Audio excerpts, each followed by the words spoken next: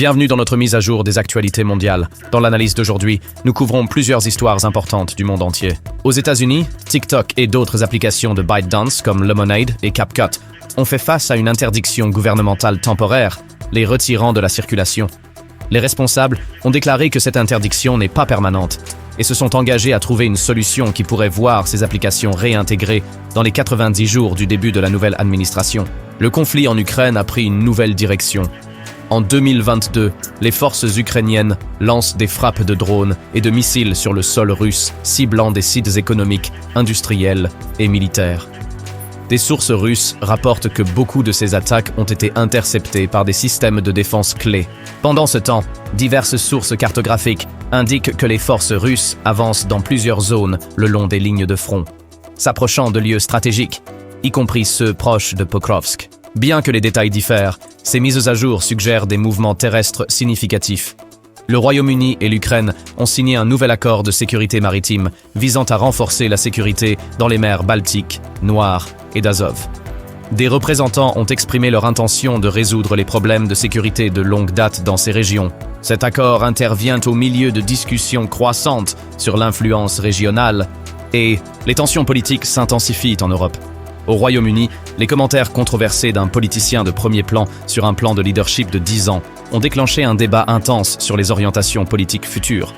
En Roumanie, des manifestations ont éclaté après une décision de la Haute Cour contre l'organisation d'un second tour d'élection comme prévu. Au milieu d'une méfiance généralisée envers le processus électoral et des préoccupations concernant les influences extérieures sur les affaires politiques, les citoyens sont de plus en plus frustrés par la transparence et l'équité des élections.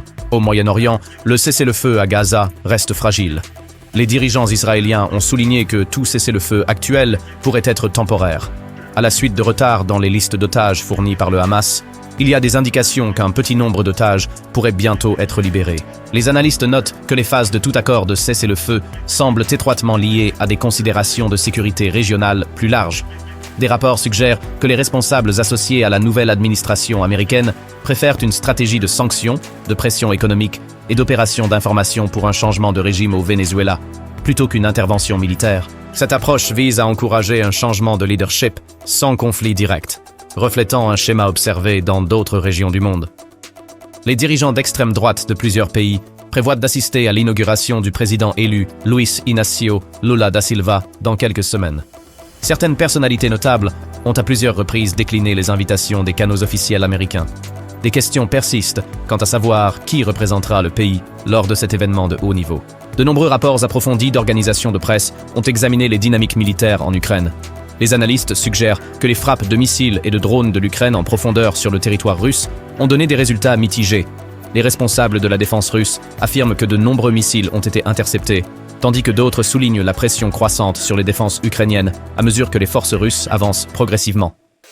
Cette situation militaire est un facteur clé dans les discussions sur les négociations et les pourparlers de paix. Un débat est en cours concernant l'avenir de la politique étrangère des États-Unis. Alors qu'une nouvelle administration se prépare à prendre ses fonctions, plusieurs questions sont examinées, notamment la fin des conflits prolongés, le remodelage des alliances en Europe et au Moyen-Orient, et la résolution des tensions en Ukraine. Les responsables américains évaluent soigneusement l'équilibre entre le soutien aux alliés et la poursuite d'une voie stratégique indépendante, tandis que beaucoup observent l'évolution lente des orientations politiques. Cela conclut notre mise à jour des nouvelles mondiales pour aujourd'hui. Nous continuerons à suivre ces histoires et à fournir davantage d'analyses au fur et à mesure que les événements se développent. Merci de nous avoir regardés.